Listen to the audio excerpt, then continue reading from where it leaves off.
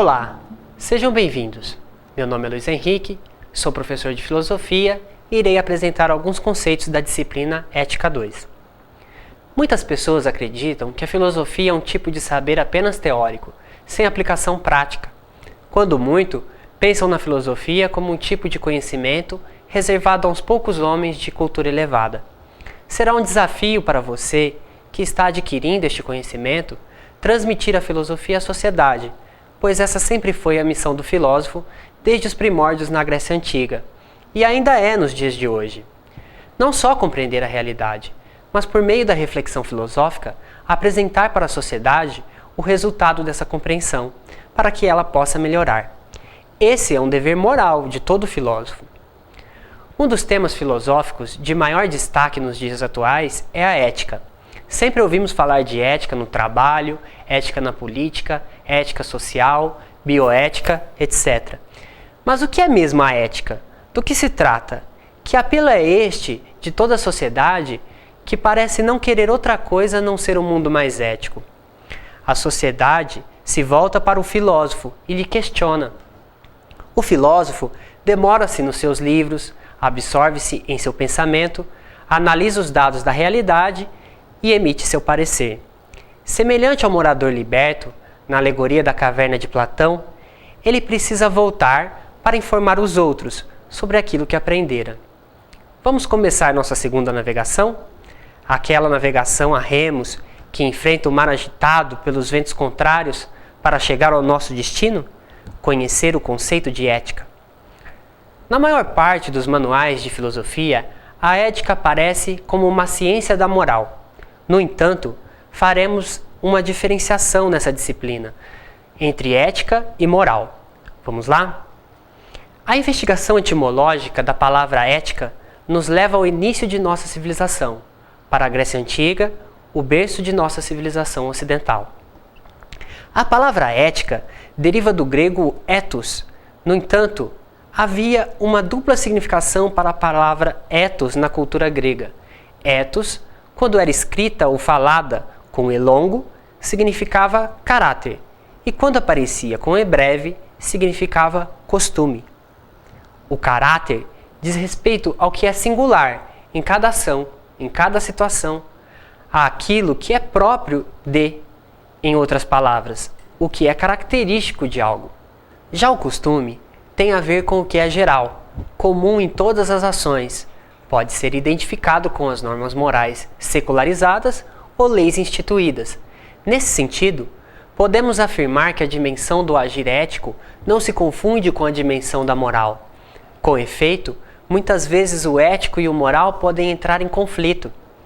Sendo o ético uma dimensão interior de cada fenômeno, podemos afirmar que emana do próprio fenômeno e institui um apelo que deve ser ouvido do exterior. Ao contrário, como o comportamento moral deriva das normas instituídas e é interiorizado pela sociedade, podemos afirmar que os fenômenos interiorizam seu modo de ser. Durante a história da filosofia, o sentido de ética como caráter foi deixado de lado, quase se perdeu, e provavelmente isso se deu devido ao tipo de saber que se desenvolveu no Ocidente, o qual podemos denominar razão teórica. É característico da razão teórica o julgamento dos fenômenos por meio de universais a priori. Nesse sentido, podemos citar Kant. A razão só entende aquilo que produz segundo seus próprios planos. Ela tem de tomar a dianteira com princípios que determinam seus juízos segundo leis constantes e deve forçar a natureza a responder às suas interrogações em vez de se deixar guiar por ela. A esse tipo de abordagem epistêmica damos o nome de conhecimento.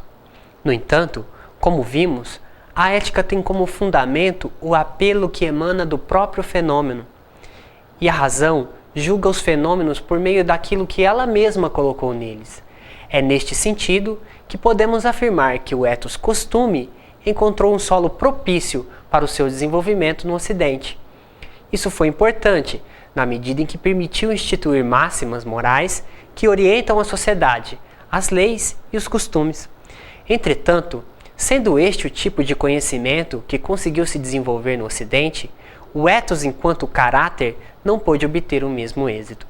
E apesar de que as situações, os fenômenos, sempre deixam emanar o que lhes é próprio, a razão teórica, que domina nossa forma de entender o mundo, quase sempre nos faz julgar os fenômenos à sua maneira. A filosofia ainda encontra uma enorme dificuldade de tratar do ethos caráter, e cremos que isso se dá devido a essa enorme influência da razão teórica em nosso próprio modo de ser, como pessoas do Ocidente. Uma das possibilidades de tratar o ethos caráter parece surgir com o filósofo Edmund Husserl e sua abordagem fenomenológica. Outra que nos parece ser próxima deste tipo de abordagem ética é a filosofia de Benedictus de Spinoza, da qual iremos tratar nesta videoaula. Um exemplo de abordagem que nos parece ser mais próxima da abordagem moral seria, por exemplo, a filosofia política de Maquiavel.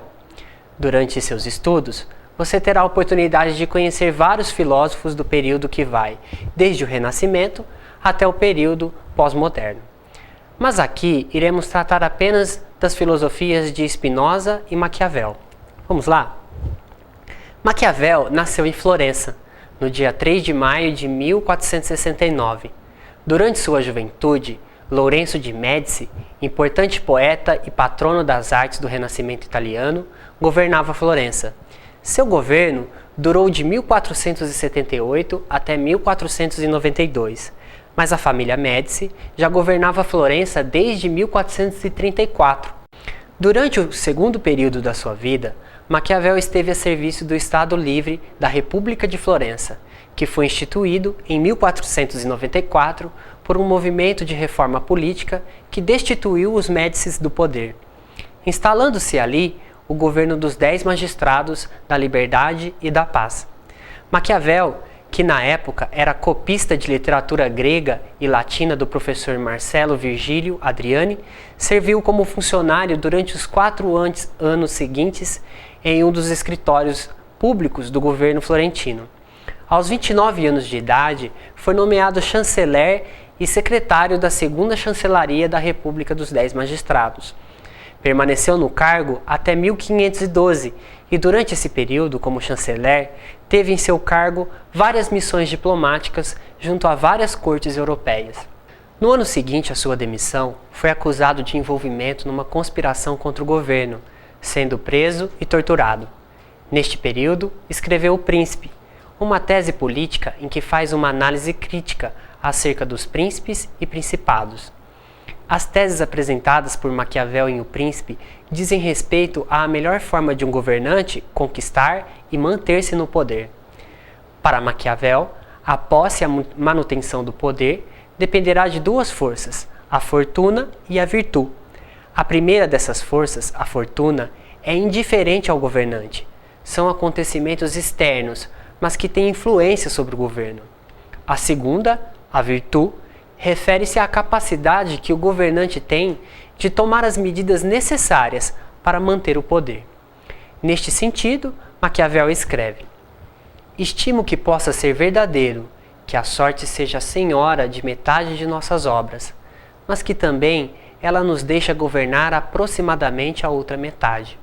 Compara o destino com um destes torrenciais, que em sua cólera inundam as planícies ao redor, destroem árvores e casas, roubam a terra de um lado para levá-la para outro. Todos fogem diante deles. Todo mundo cede ao seu furor, sem poder impedi-los com diques e aterros mais elevados. Apesar disso, os homens, em tempos amenos, não deixam de ter a liberdade de construir diques e aterros, de maneira que, se o rio subir novamente, suas águas desembocarão em um canal, ou sua fúria não será tão livre e tão destruidora. Com efeito, é importante que o governante saiba observar o passado para tomar no presente as medidas que serão benéficas diante dos desastres da fortuna. As decisões do governante não visam atender às situações, mas à manutenção do poder. Podemos afirmar que elas pretendem imprimir nos fenômenos, por meio da virtude, um modo de ser que pode lhe ser estranho. Portanto, o governante poderia se valer do mal caso este fosse necessário para a manutenção do poder. Resta-nos agora ver de que forma deve um príncipe proceder para com os amigos e súditos. Como não ignoro terem muitos escrito a esse respeito, receio que ao fazê-lo também me taxem de presunçoso, por eu divergir especialmente nesta matéria das opiniões dos outros. Em todo caso, sendo minha intenção escrever coisa útil para quem saiba entendê-la, julguei mais conveniente ir atrás da verdade efetiva do que das aparências, como fizeram muitos, imaginando repúblicas e principados que nunca se viram nem existiram. Entre como se vive e como se devia viver, há tamanha diferença que aquele que despreza o que se faz pelo que se deveria fazer, aprende antes a trabalhar em prol da sua ruína do que da sua conservação. Na verdade, quem num mundo cheio de perversos pretende seguir em tudo os princípios da bondade, caminha para a própria perdição. Daí se conclui que o príncipe, desejoso de manter-se no poder, tende a aprender os meios de não ser bom e fazer uso ou não deles, conforme a necessidade. A virtude é uma atitude que visa transformar as situações de acordo com os fins do governante, isto é, os fins que irão ditar as formas de intervenção do príncipe são exteriores aos fenômenos. Portanto, fica evidente que ela não pode ser considerada uma atitude ética no sentido que estamos propondo. Como vimos, o ético procura compreender o sentido interno que emana do próprio fenômeno, busca compreendê-lo para atender seu apelo. A ação eficaz de um príncipe, segundo Maquiavel, não visa atender ao apelo das situações, mas à manutenção do poder. Assim, se for necessário para o príncipe se manter no poder, que ele cause a ruína de uns ou até mesmo da maioria, causar essa ruína será considerada uma atitude virtuosa.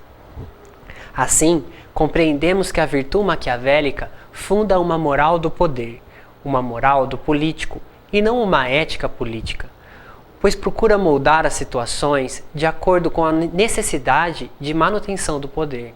Finalizamos assim a primeira parte de nossa videoaula, onde investigamos o conceito de virtude em Maquiavel e suas relações com a ética.